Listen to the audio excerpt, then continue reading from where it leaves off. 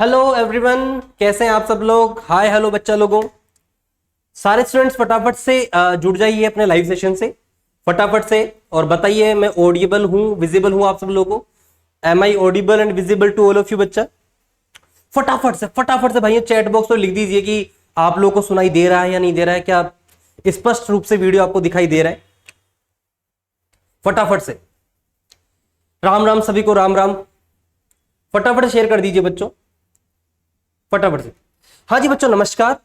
आज अपन पढ़ेंगे ईएसआई से वैकेंसी के लिए अपनी सर्जिकल स्ट्राइक जो सीरीज थी वो चल रही थी और आप लोग पिछले कई महीनों से आपके सामने एक समस्या थी। और आपके सामने समस्या क्या थी कि सर मेरा तो डिप्लोमा कंप्लीट हो गया है, मेरी डिग्री कंप्लीट हो गई है, या डीआरटी कंप्लीट हुआ है, डीएमएलटी वो कंप्लीट हो गई है, या बीआरटी बीएमएलटी कंप्लीट हो गई है, ईसीजी का डिप्लोमा कंप्लीट हो गया है, ओटी का डिप्लोमा कंप्लीट हो गया। ये सब कुछ कंप्लीट होने के बाद मैं घर पर बैठा हूं या तो मैं अपनी स्टेट वैकेंसी में उलझा हुआ हूं। लेकिन मैं आपको बता देना चाहता हूं कि लोकसभा चुनाव है 2024 में और सेंटर में बहुत सारी अपने पैरामेडिकल वैकेंसीज आने वाली है। तो पैरामेडिकल वैकेंसी तैयारी करने के लिए हेलिक्स नॉन स्टॉपेबल आपकी क्लासें लगा रहे हैं। हेलिक्स पैरामेडिकल ऐप पर जाकर भी आप क्लास को परचेज कर सकते हैं, या फिर कुछ वीडियोस हम यूट्यूब पर दे रहे हैं। बाकी 3 से 4 5 घंटे क्लासेस आपकी ऐप पर रेगुलर हो रही हैं, आप रेगुलर क्लास ले सकते हैं। ऑनलाइन बैच भी है, ऑफलाइन बैच भी है, ठीक है। तो हेलिक्स एक बेहतरीन प्लेटफॉर्म जब बच्चों आपको मिला है तो आप क्यों नहीं हेलिक्स को ज्वाइन करते हो, क्योंकि helix will not be stop, कभी स्टॉप नहीं होने वाला है। बराबर से रूप से आपकी क्लास होने वाली है। और मैं आपको हमेशा कहता हूं कि अच्छी एजुकेशन पर सबका अधिकार है। आप ऑफलाइन कैपेबल नहीं है तो ऑनलाइन आप जरूर से जरूर पढ़े, ऑनलाइन परचेज कर सकते हैं, ऑफलाइन ले सकते हैं, क्योंकि बेहतरीन सा प्लेटफॉर्म आपको मिलने वाला है। और ईएसआई से वैकेंसी के लिए surgical strike batch junior medical laptop technologist के लिए आज हम लोग सिलेक्शन पर करेंगे स्पेशल वार। और हम आज से हमारा जो आज का मोटिव होगा वो मोटिव होगा हमारे एमसीक्यूज के ऊपर, है ना। एमसीक्यूज का सेशन हम लोग लेकर चलने वाले हैं और हम लोग स्टार्ट करते हैं MCQ session for ESIC, not only for ESIC, only for Safdarjung, आपका डीएसएसबी, एम्स, पीजे वगैरह उन सभी एग्जाम्स के लिए। चलिए आगे चलते हैं। तो हमारा स्टार्ट हो चुका है, ये हमारा जो आज का सेशन होगा, जो हमारा सेशन होगा वो ESIC, DSSB, AIIMS, PGI, RRB, NTPC, NHM, Safdarjung, OSSC and all central and state paramedical vacancy के लिए ये आज का सेशन रहने वाला है। देखिए प्यारे बच्चों, आप लोग जब पढ़ते हैं, आप कोई भी सेशन देखते हैं, ना केवल हेलिक्स का, आप किसी भी कोचिंग का कोई भी वीडियो देखें तो वक्त जाया ना करें, कॉपी लेकर बैठकर पढ़ें। हो सकता है कि इस टाइम जब आप वीडियो देख रहे होंगे कोई टहल रहा होगा, कोई बेड पर पड़ा होगा। अगर आप कोई जो ये टहलने का टाइम है इस पर आप कोई मीम्स देख लो, कोई आप कॉमेडी वीडियो देख लो, लेकिन जब आप पढ़ने वाला कोई वीडियो देखें तो कॉपी और पेन आपके साथ में रहने चाहिए ताकि प्रॉपरली आप अच्छे से पढ़ सकें।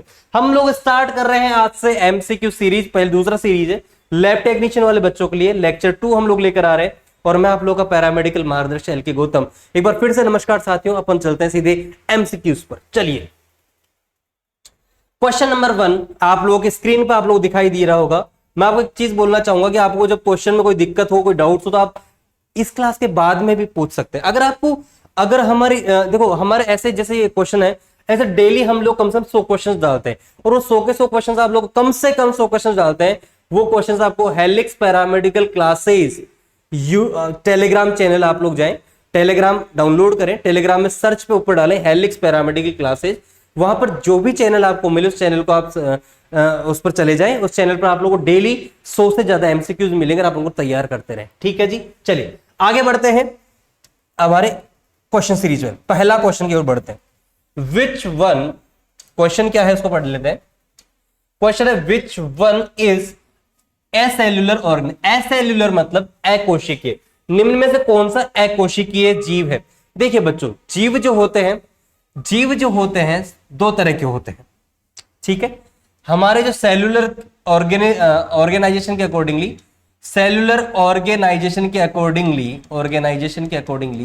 आपके जो जीव होते हैं 2 तरह के होते हैं। या तो बच्चा यूनिसेल्युलर होंगे, ठीक है, या फिर क्या होंगे, मल्टी सेल्युलर होंगे। समझने की कोशिश करना क्वेश्चन क्या कह रहे हैं।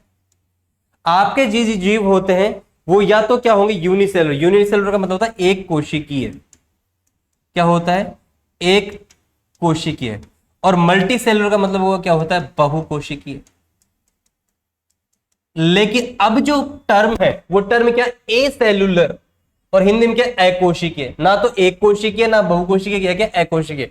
मतलब जो सेल ही नहीं है, ऐसा जीव जिसको हम लोग अकोशिकीय, जिसको सेल मानते ही नहीं है, वो जीव कौन सा होता है उसके बारे में चर्चाएं करते हैं। देखिए मैंने आपको जब थ्योरी पार्ट हम लोग पढ़ रहे थे तो मैंने आपको बताया था कि आपका एक कोशिकीय जीव होते हैं, उनको हम लोग प्रोकैरियोट्स भी हो सकते हैं, यूकैरियोट्स भी हो सकते हैं, ठीक है। मैंने आपको एक चीज बताई थी कि सजीव, एक तो होते सजीव लिविंग, एक होते निर्जीव, इसको बोलते हैं नॉन लिविंग, ठीक है। सजीव और निर्जीव, सजीव और निर्जीव दोनों को कनेक्ट करने के लिए कनेक्टिव लिंक पाया जाता है, दोनों को कनेक्ट करने के लिए कनेक्टिव लिंक पाए जाते हैं, और वो होते हैं वायरस। और ये वायरस क्या होते हैं, ये वायरस इस तरह के होते हैं कि ये ना तो सजीव होते हैं ना निर्जीव होते हैं, इसलिए इन्हें क्या माना गया, अकोशिकीय माना गया है। अकोशिकीय मतलब ये कोशिका ही नहीं होती, क्योंकि बाहर जब होते हैं, बॉडी से बाहर होते हैं, तो ये कैसे होते हैं, निर्जीव होते हैं, आई बात समझ में, नॉन लिविंग होते हैं। बॉडी के अंदर जाते ही कैसे होते हैं, लिविंग हो जाते हैं, इसलिए इन्हें क्या बोला गया है, एसेल्युलर। एम्स जोधपुर का जो क्वेश्चन था मैं बताता हूं, एम्स जोधपुर का क्वेश्चन कैसे आया था, which one represent to boundary, which one represent to boundary between living and non living. Question था कि सजीव और निर्जीव के बीच में बाउंड्री बनाने का काम कौन करता है, तो कौन सा है, वायरस। तो वायरस कोई कोशिका नहीं है, इसलिए तो बोला गया ए सेलुलर, ना तो ये यूनिसेलुलर है ना मल्टी सेलुलर, ना तो एक कोशिका ना बहुकोशिकीय। ये कोशिका कब है, जब किसी की बॉडी के अंदर एंटर कर जाए, इसलिए अपना जो आंसर आना चाहिए वो कैसा आएगा, वायरस। अच्छा दूसरी बात, क्या बैक्टीरिया ऑप्शन अगर होता तो सर, मैं एक बार आप लोग को यहां से इसको मिटा देता हूं ताकि अपन अच्छे से देखिए। अगर बैक्टीरिया होता तो देखो, बैक्टीरिया क्या होता है, बैक्टीरिया तो प्रोकैरियोटिक सेल्स होते हैं, बैक्टीरिया तो प्रोकैरियोटिक सेल है, आराम से अपन ने प्रोकैरियोटिक सेल बताया था इनको, तो प्रोकैरियोटिक सेल है, इसलिए अपना बैक्टीरिया आंसर नहीं जा सकता क्योंकि ऑलरेडी सेल है, एसेलुलर नहीं है। आगे बात करें माइकोप्लाज्मा, ये भी क्या है, प्रोकैरियोटिक सेल है, ये भी प्रोकैरियोटिक सेल है, तो ये भी क्या है आपका, कोई दिक्कत नहीं है। प्रोटोजोआ, प्रोटोजोआ भी क्या होते हैं, यूनिसेलुलर होते हैं। तो एसेलुलर कौन सा है, अकोशिकीय कौन सा है, आपके वायरस है, विषाणु, तो आंसर क्या जाएगा, वायरस जाएगा। क्लियर है कि नहीं है। चलिए बच्चों नेक्स्ट क्लास पर चलते हैं, ठीक है। चलो नेक्स्ट क्वेश्चन में तो चलते हैं सीधा, चलिए।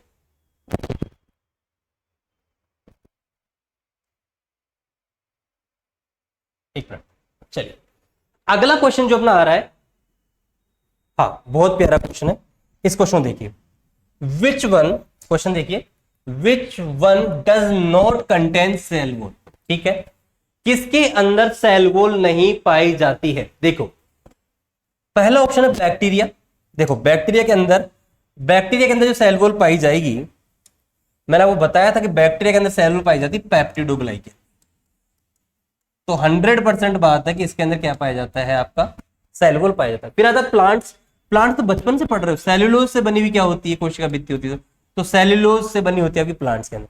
प्रोटोजोआ, विभिन्न प्रकार के प्रोटोजोआ, यूग्लिना वगैरह, इन सब के अंदर क्या होता है आपका सेल वॉल पाया जाता है। लेकिन माइकोप्लाज्मा में क्या नहीं पाया जाता, सेल वॉल नहीं पाया जाता। तो आंसर क्या है, बहुत इंपॉर्टेंट, आरआरबी 2017 का क्वेश्चन है, सॉरी आरआरबी 2019 का क्वेश्चन है आप लोगों का, कि किसके अंदर सेल वॉल नहीं पाई जाती है, माइकोप्लाज्मा के अंदर सेल वॉल नहीं पाई जाती है। माइकोप्लाज्मा को इसलिए हम लोग joker of the animal kingdom, तो क्वेश्चन था कि joker of the animal kingdom, जंतु जगत का जोकर किसको बोला जाता है, आपके माइकोप्लाज्मा। क्यों, सेल वॉल तो होती नहीं, तो अपने आकार को बदलता रहता है, इसका कोई फिक्स आकार होता नहीं है, इसलिए तो क्या बोला था, joker of the animal kingdom बोला गया था। ठीक है जी, अगला क्वेश्चन पे चलता है अपन लोग फटाफट से। चलिए अगला क्वेश्चन है, who is the father of bacteriology, बहुत बहुत बहुत बहुत बहुत important question. Who is the father of bacteriology, जीवाणु विज्ञान का जनक किसे कहा गया, जीवाणु विज्ञान, जीवाणु विज्ञान का जनक किसे, पहला ऑप्शन है लुईस पाश्चर, लुईस पाश्चर को जीवाणु विज्ञान का जनक कहा गया, नहीं कहा गया। देखो लुईस पाश्चर को सूक्ष्म माइक्रोबायोलॉजी का जनक बोला गया, माइक्रोबायोलॉजी कफ के फादर तो कौन है? Lewis pasture. लेकिन पूछा किसका है? बैक्टीरियोलॉजी का। तो अपना आंसर ये तो नहीं होगा। माइक्रोबायोलॉजी के फादर तो लुईस पास्चर है, लेकिन बैक्टीरियोलॉजी के जो फादर हैं वो कौन है आपके? Robert Koch. अगला ऑप्शन आपका फ्लेमिंग। तो अलेक्जेंडर फ्लेमिंग के लिए क्वेश्चन अगर आपके जीएस से पूछ सकता है या फिर रेडियोग्राफी वालों को पूछ सकता है, अपने पूछता है, जीएस में क्वेश्चन पूछ सकता है कि आपका जो फर्स्ट एंटीबायोटिक पेनिसिलिन था वो किसने बनाई थी? आपके अलेक्जेंडर फ्लेमिंग ने बनाई थी। तो वहां का क्वेश्चन है ये। तो अपना आंसर तो रॉबर्ट कोच जा ही रहा है ना? सही आंसर तो। और रॉबर्ट हुक ने तो सेल की डिस्कवरी करी थी, डेड सेल की, मृत कोशिका की डिस्कवरी करी थी आपकी रॉबर्ट हुक ने। तो ये आंसर आपका जो जाएगा इसके अंदर, बैक्टीरियोलॉजी की जो डिस्कवरी करी थी, बैक्टीरियोलॉजी डिस्कवरी करने वाले जो महाशय थे वो कौन से? आपके रॉबर्ट कोच। समझ में आ रहा है? आराम से एक एक क्वेश्चन को समझेंगे। इसी तरह के बहुत सारे क्वेश्चंस डेली टेलीग्राम पर हेलिक्स पिरामिड क्लासेस में आते रहते हैं, आप लोग वहां ज्वाइन कर सकते हैं। ठीक है, चलिए, बहुत बढ़िया। अगला क्वेश्चन,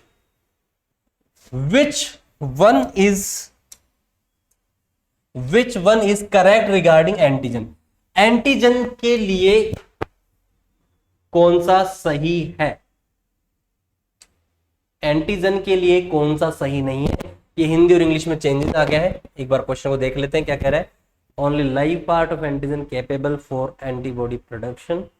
ठीक है, powerful antigen are antigenically which one. देखो यहां पर आप नोट लिखना भूल गए हैं हमारे technically. Which one is not regarding antigen? Antigen के केस में कौन आपका करेक्ट नहीं है?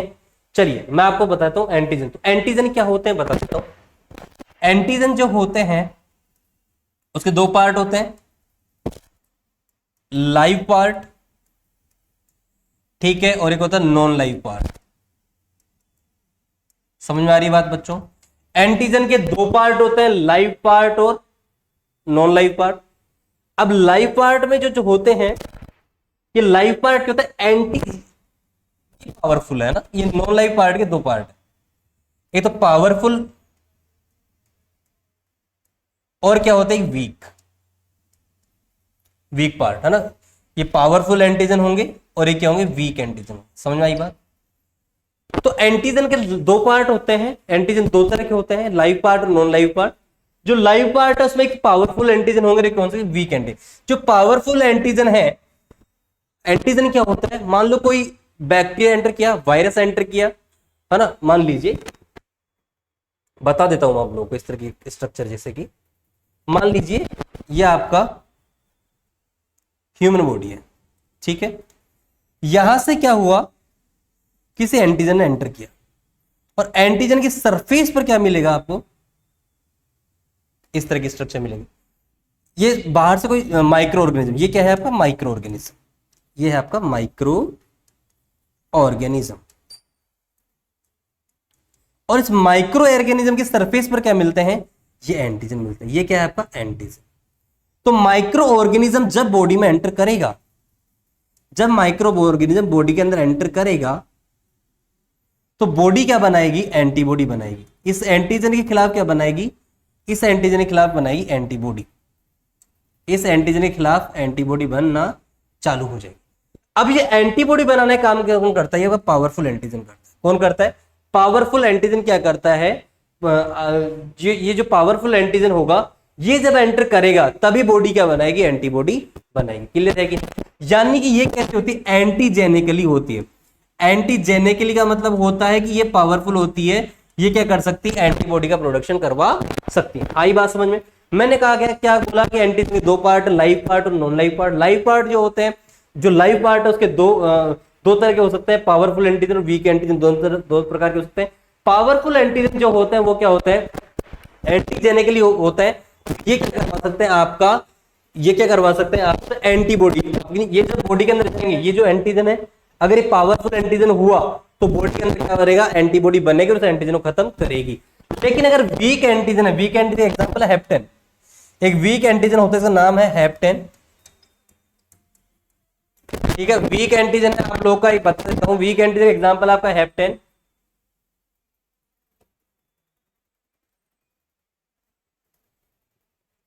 सॉरी बच्चों। तो एंटीजन के दो part, live part, non live part. Live part दो तरह के, पावरफुल एंटीजन हो सकते हैं, वीक एंटीजन हो सकते हैं। पावरफुल एंटीजन एंटीजेनिकली होते हैं, यानी कि ये बॉडी के अंदर जाएंगे तो एंटीबॉडी का प्रोडक्शन करवाएंगे। वीक एंटीजन जो होते हैं लाइक हेप्टेन, ये क्या नहीं करते, ये एंटीजेनिकली नहीं होते, ये क्या नहीं कर सकते, एंटीबॉडी का प्रोडक्शन नहीं करवा सकते। क्लियर है क्या नहीं है बताओ।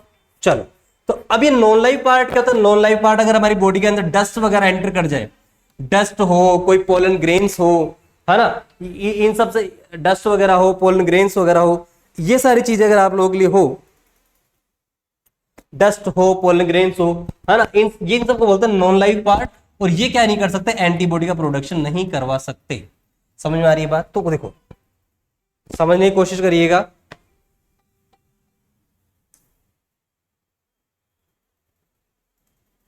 चलिए देखो, अब समझना क्वेश्चन को। पहला क्वेश्चन, ओनली लाइव पार्ट पूछ रहा है, कौन सा सही नहीं है। Only live part of antigen, antigen का लाइव पार्ट केपेबल है, कैपेसिटी रखता है किसके लिए, एंटीबॉडी प्रोडक्शन। मैंने बताया था लाइव पार्ट जो होगा वो जब अंदर जाएगा बॉडी के अंदर, क्योंकि ये तो एंटीबॉडी प्रोडक्शन करवाते ही नहीं नॉन लाइव पार्ट, तो केवल लाइव पार्ट क्या करवाते हैं, एंटीबॉडी का प्रोडक्शन करवाते हैं।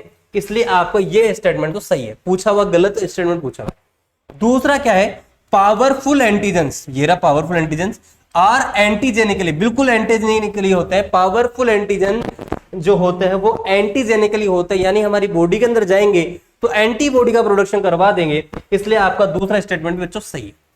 तीसरा स्टेटमेंट क्या है, हेप्टेन हैज पावरफुल एंटीजेनेसिटी। अब देखो हेप्टेन कहां आते हैं, वीक एंटीजन। मैंने कहा कि ये वीक एंटीजन है, ये एंटीजेनिकली नहीं होते हैं, ये एंटीजेनिसिटी शो नहीं कर सकते हैं, ये बॉडी के अंदर जाएंगे। अगर वीक एंटीजन जाएंगे तो हमारी बॉडी क्या नहीं बनाएगी, एंटीबॉडी नहीं बनाएगी। टेलीग्राम पर डालने से पहले यहां पर सही कर देना इसको। तो which one is correct, not which one is not correct, यहां पर इस नोट को यहां लगाना है।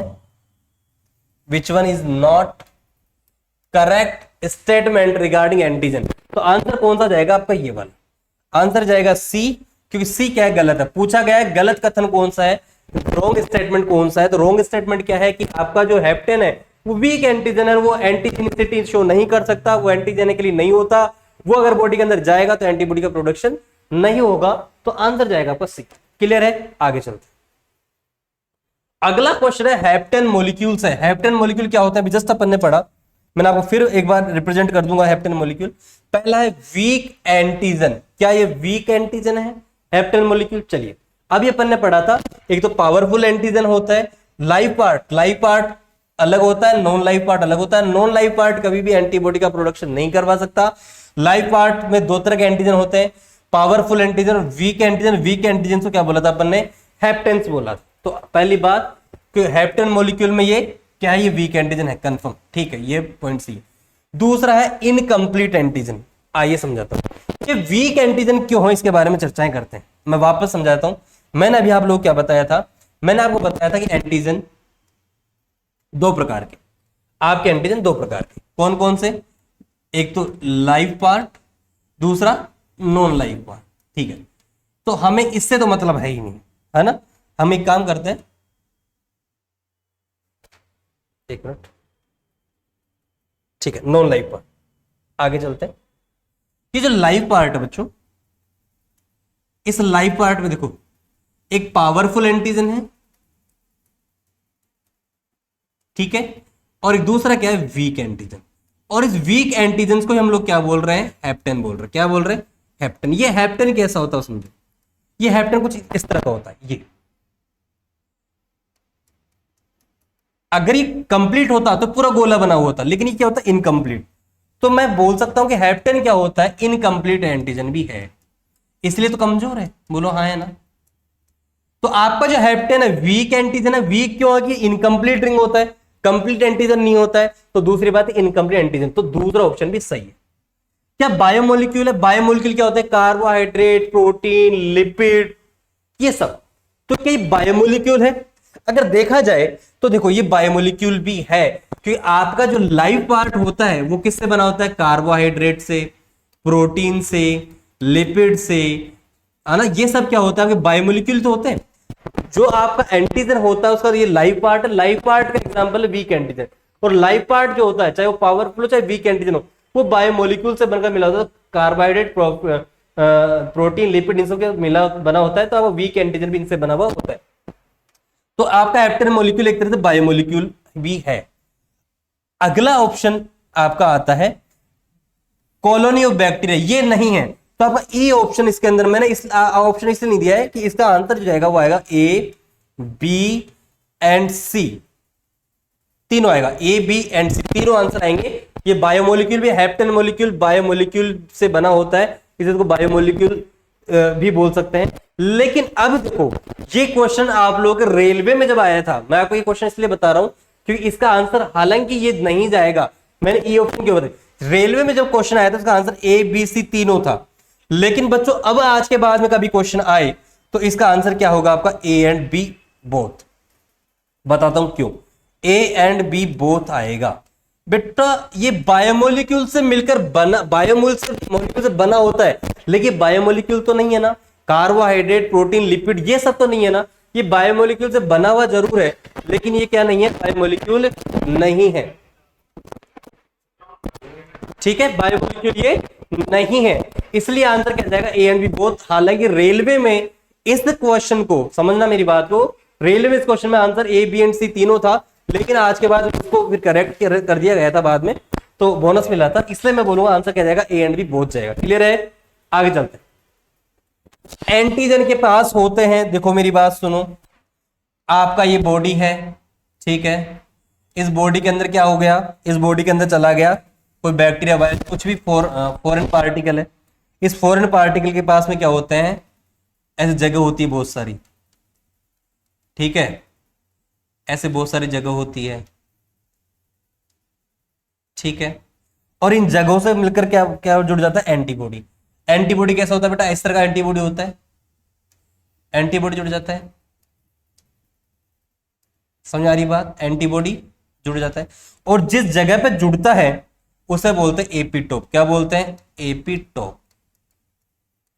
और इसी एपिटोप को पहचान कर हमारी बॉडी क्या बनाएगी, इसके खिलाफ क्या बनाएगी, एंटीबॉडी बनाती है। क्लियर है कि नहीं, अब समझना, ये एपिटोप जो होते हैं वो एंटीजन के ऊपर जो फॉरेन पार्टिकल्स है, बैक्टीरिया, वायरस हो, और उसके खिलाफ क्या बनाती है बॉडी, एंटीबॉडी बनाती है। तो जो एंटीजन है ये क्या होते हैं, इनके ऊपर क्या होती है, एंटीबॉडी चिपकती है, एंटीबॉडी चिपकती है। जब बॉडी के अंदर जाएंगे एंटीजन तो बहुत सारे क्या होंगे, एपिटोप मिलेंगे। तो एक एंटीजन जो होते हैं, एक एंटीजन के क्या होते हैं, बहुत सारे क्या हो सकते हैं, एपिटोप हो सकते हैं। तो पूछ रहा है एंटीजन के पास होते हैं ओनली वन एपिटोप, नहीं, more than one epitope, yes, ये आंसर जाएगा। एपिटोम क्या होता है, आने वाले लेक्चर में हम लोग बताएंगे एपिटोम क्या होता है, और मोर देन वन एपिटोम, ये आंसर तो एपिटोम का आंसर होगा ही नहीं। एपिटोप क्या होते हैं, एक एंटीजन के ऊपर बहुत सारी जगह होती है जहां पर बहुत सारी एंटीबॉडी चिपक जाती है, तो एक ही एंटीजन में बहुत सारे जगह होती है एंटीबॉडी से बाइंड करने के लिए, तो यहां पर ये क्या है आपका, ये होगा आपका एपिटोप। क्लियर है, अगला क्वेश्चन, अगला क्वेश्चन, जीवाणु किस जगत में पाए जाते हैं, bacteria present in this kingdom. मैं आपको एक बात बताता हूं, एक साइंटिस्ट थे आर.एच. व्हीटेकर, एक साइंटिस्ट थे आर.एच. व्हीटेकर, इन्होंने बोला कि दुनिया को जितने भी जीव है, जीवित जीव, जितने भी सजीव है, आर.एच. व्हीटेकर ने क्या किया, जितने भी सजीव थे उनको 5 कैटेगरी में बांट दिया। जितने भी सजीव थे, आर.एच. व्हीटेकर ने जितने भी सजीव थे उनको 5 कैटेगरी में बांट दिया, Monera, protista, Plantae, animalia, fungi, और जितने भी बैक्टीरिया थे उनको इसके अंदर रख दिया मोनेरा में। तो सारे के सारे बैक्टीरिया जो थे, या बोल दो सारे सारे प्रोकैरियोट्स थे, वो किसके अंदर रख दिए बेटा, आपके मोनेरा में। तो जीवाणु किस जगह का सदस्य है, मोनेरा में, तो आंसर आएगा मोनेरा। प्रोटिस्टा में नहीं रखते, प्रोटिस्टा में यूनिसेलुलर होते हैं, फंजाई में यूनिसेलुलर मल्टीसेलुलर दोनों होते हैं, हेलमिन तो होता है आपके एस्केरिस वगैरह, तो वहां पर आंसर नहीं जाएगा। तो आर.एच. व्हीटेकर का, ये रेलवे में क्वेश्चन था, आर.एच. व्हीटेकर के अकॉर्डिंगली क्या होगा आपका, रेलवे जैसे क्वेश्चन पे पेपर आता है, ये ऐसा बहुत टफ नहीं आएगा। तो आर.एच. व्हीटेकर के अकॉर्डिंगली आपके जो बैक्टीरिया उनको किसमें रखा गया, मोनेरा में रखा गया। ये रेडियोग्राफर में भी आ सकता है, जीएस वाला क्वेश्चन। आगे चलते हैं, एंटीबॉडी की आकृति कैसी होती है, यार दुनिया ने पढ़ रखा है, देखो मैं आपने पढ़ रखा होगा इस तरह की स्ट्रक्चर।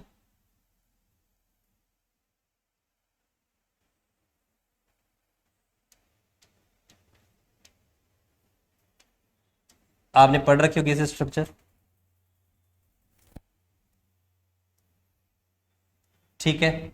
और इस तरह वाई शेप होती है आपकी स्ट्रक्चर, है ना, इस तरह से बॉन्ड्स बनते हैं, ये पॉलीपेप्टाइड्स की बनी हुई चेन होती है, हैवी चेन होती है, लाइट चेन होती है, इस तरह से स्ट्रक्चर होती है। तो ये शेप कैसी होती है, वाई शेप होती है।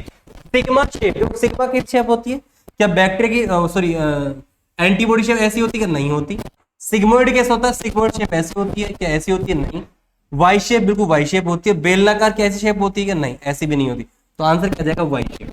ये बहुत नॉर्मल क्वेश्चन भी आ जाते हैं कई बार ऐसे, इसलिए मैंने आपको पेपर अपने आज के एमसीक्यू सेशन में डाला है। तो आंसर क्या जाएगा, वाई शेप। अगला क्वेश्चन क्या है, non live part of antigen does not contain. जो आपका नॉन लाइव पार्ट होता है एंटीजन का, मैंने आपको बताया था एंटीजन जो होते हैं दो प्रकार के, लाइव पार्ट और नॉन लाइव पार्ट।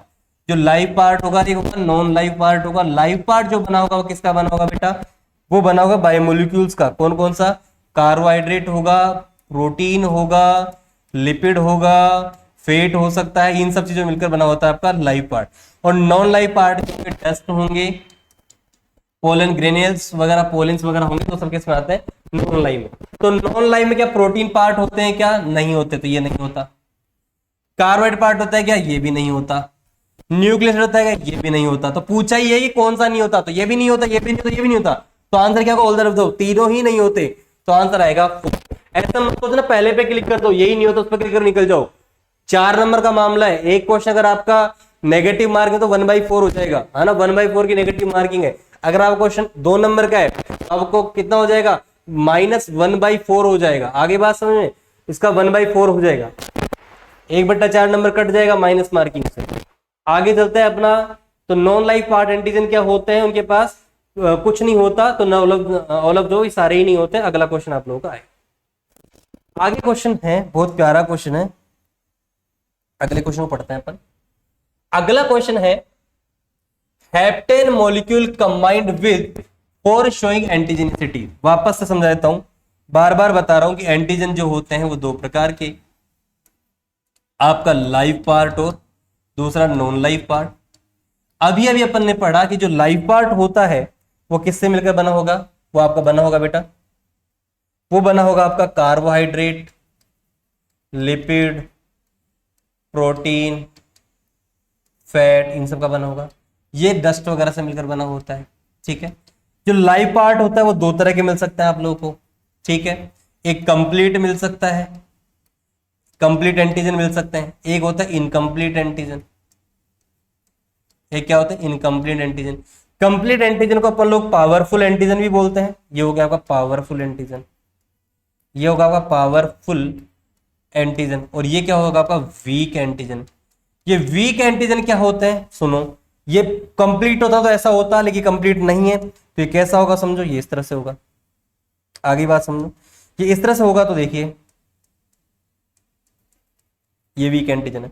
अब होता क्या है कि इस वीक एंटीजन, इनकम्प्लीट एंटीजन है, इसको बोलते हैं हेप्टेन। क्या बोलते हैं, हेप्टेन बोलते हैं। और जो हेप्टेन होगा, देखो मेरी बात सुनो, अगर कोई आपसे पूछे इनकम्प्लीट क्या इससे एंटीबॉडी जुड़ सकते हैं, इससे एंटीबॉडी जुड़ तो सकते हैं लेकिन कोई इफेक्ट नहीं पड़ेगा उनपे। तो आप पूछे क्या हेप्टेन के ऊपर स्पेसिफिक एंटीबॉडी जुड़ सकती क्या, हाँ, एक नहीं मोर देन 1 एंटीबॉडी अगर हेप्टेन से कंबाइंड हो सकती है, लेकिन कोई इफेक्ट नहीं पड़ेगा। ये एंटीबॉडी, ये एंटीजन एंटीबॉडी रिएक्शन नहीं हो पाएगी।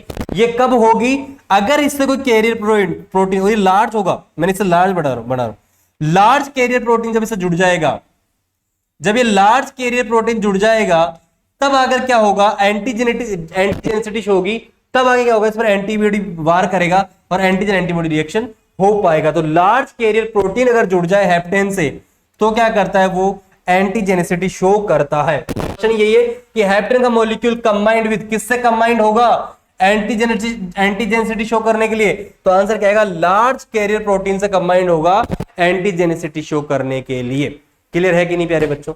तो इसका आंसर क्या जाएगा आप लोगों को, ये वाला, ठीक है बच्चों। अगर आप किसी भी कंप्यूटर, अगर आप जाते हैं एलटी के अंदर, चाहे आप ईएसआईसी की तैयारी कर रहे हो, है ना, या फिर आप कोई डीएसएस भी कर रहे हो, सब दर्जन की कर रहे हो, एम्स कर रहे हो, पीजीआई कर रहे हो, हरियाणा रोहतक वाला पीजीआई कर रहे हो, है ना, आरआरबी एनटीपीसी में और भर्तियां भी आने वाली है पैरामेडिकल में, उसके बारे में कर रहे हो, तो उन यूपी में भी वैकेंसी भी आई है लेटेस्ट, उन सब की अगर आप लोग तैयारी कर रहे हो तो मैं आपको एक चीज बता देना चाहता हूँ कि सर्जिकल स्ट्राइक बैच के अलावा हम लोग और कम्पिटेटिव एग्जाम्स के लिए बैच लेके आएंगे। ये ईएसआईसी का बैच चलेगा 4 मंथ्स के लिए, जिसके अंदर हम लोग या फिर एग्जाम तक 4 मंथ या एग्जाम तक चलेगा, जिसके अंदर पूरा ईएसआईसी का जीके मैथ रीजनिंग सब कुछ। उसके लिए ऐप आपका हेलिक्स पैरामेडिकल ऐप जो है, हेलिक्स पैरामेडिकल ऐप पर जाएंगे तो वहां से आप क्लास वहां पर आप परचेज कर सकते हैं। अगर आप लोग चाहते हैं सारे सारे कम्पिटेटिव एग्जाम के लिए तो जल्दी कल या परसों तक आपका एक बैच लॉन्च हो जाएगा, जिसके अंदर सारे सारे कम्पिटेटिव एग्जाम्स के लिए तैयारी कर सकते हो। ये सारे बैच ऑनलाइन ऑफलाइन दोनों हैं, इसके अंदर बुकलेट्स वगैरह सारे आपको प्रोवाइड होंगी, ऑनलाइन भी ऑफलाइन भी, ठीक है, वो सब आप लोगों को करना है। आगे बता दूं कि मैं हमेशा आप लोगों को एक पैरामेडिकल मार्गदर्शक की तरह मैंने आप लोगों का सहयोग किया है, हमेशा न जाने कितनी लगभग 500 से ज्यादा छात्रों को हम लोग पैरामेडिकल में नौकरियां लगाने का अवसर मुझे प्राप्त हुआ, भगवान ने मुझे ये अवसर दिया है।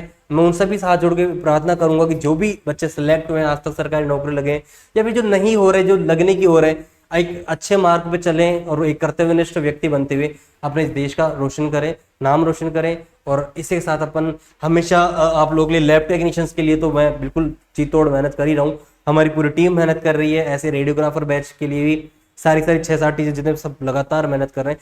फिदा लेते हैं, आप लोगों से फिर मिलेंगे एक नई क्लास की ओर, तब तक के लिए शुक्रिया, अलविदा, बाय बाय, टाटा, जय श्री राम, बाय बाय।